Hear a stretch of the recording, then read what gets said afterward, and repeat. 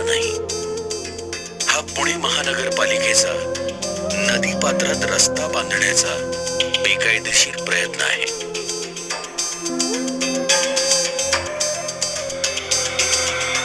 या बेजबाबदारपणाची सुरुवात होते 2005 साली.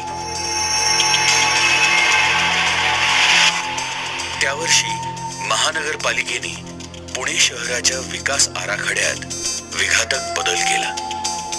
विठ्ठलवाडी जवळ मुठा नदीच्या पात्रात असणारी ही मोकळी जमीन महानगरपालिकेनं गृहप्रकल्पांसाठी खुली केली.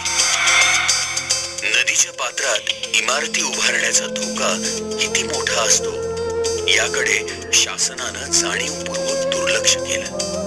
या बिल्डर, राजकारणी आणि प्रशासकीय अधिकाऱ्यांच्या कारस्थानात अडकला तो कोणताही दोष नसलेला सामान्य नागरिक.